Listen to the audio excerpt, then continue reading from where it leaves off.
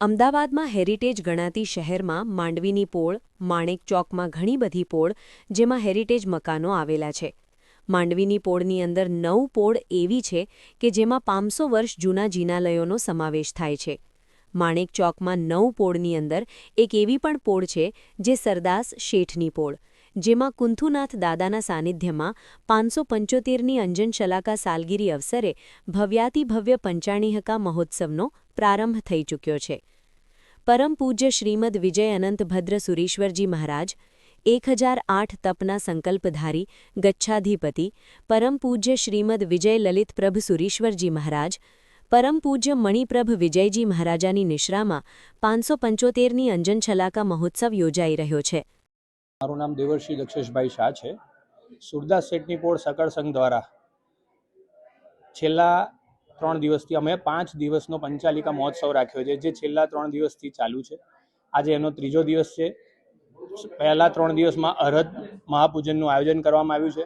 કાલે ભક્તાંબર પૂજનનું આયોજન કરવામાં આવ્યું છે. છેલ્લા દિવસે 17 ભેદી પૂજાનું આયોજન કરવામાં આવ્યું છે.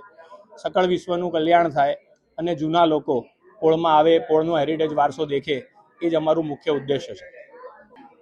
આ આયોજન 575 વર્ષની જે ઉત્સવની ઉજવણી કરવાની હતી, એનું આયોજન અમે છેલ્લા 3-1 મહિનાથી કરી રહ્યા હતા. ત્યારે આજે અમે એક સક્સેસ પર પહોંચી રહ્યા છીએ. અને આમાં અમદાવાદ અત્યારે અમારી જોડે ગચ્છાધિપતિ મહારાજ સાહેબના આશીર્વાદથી, ગોયણી મહારાજ સાહેબના આશીર્વાદથી આ પૂજન ખૂબ સારી રીતે ચાલી રહ્યું છે.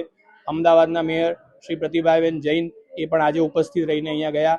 વિસ્તારના આગેવાનો પણ બહુ બધા અહીંયાથી ઉપસ્થિત થાય છે અને ભોજનનો લાભ લે છે. યંગસ્ટરોને અમે એટલું જ મેસેજ આપવા માંગીએ છીએ કે સૌથી પહેલાં જૈન ધર્મનો એક ઉદ્દેશ છે કે વિશ્વમાં સૌનું કલ્યાણ થાય, વિશ્વમાં શાંતિ પ્રવર્તે. વિશ્વમાં જે રીતનો માહોલ છે એ માહોલ શાંતિમય બને અને દુનિયા પ્રગતિમય બને. બીજી રીતે યંગસ્ટરને એટલો ઉદ્દેશ આપીએ છીએ કે આપણને 575 વર્ષનું અમારું દેરાસર ભગવાનની પ્રતિમા છે, તો એ આપણો હેરિટેજ વારસો છે, આપણો ભગવાનના આશીર્વાદ છે કે આપણે આટલી મોટી વસ્તુ અહીંયા જોઈ રહ્યા છીએ. તો લોકો આવે અને એનો આનંદ લે, ભગવાનની ભક્તિ કરે અને આ જ વારસો આગળ વધારે.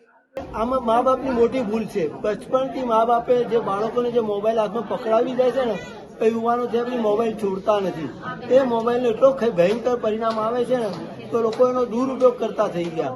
તો એ યુવાનોને સદમાર્ગે વારવા માટે મોબાઈલોથી છોડવાના, આ ફાટેલા કપડાં પહેરવા, એ જીવનનું કિસ્મત એનું ફાટેલું નીકળે. કારણ કે કપડા ઉપરથી માણસની ઇજ્જત પકડે કે માણસ કઈ લાઈનનો છે. એટલે આ અને ગુટકા અને માવાથી વ્યસનોથી દૂર રાખવા માટે બહુ પ્રયત્ન કરો. આપણે જેમ આપણે દૂર કરશું ને એ લોકો વધારે આમાં લુપ્ત બનતા જાય છે.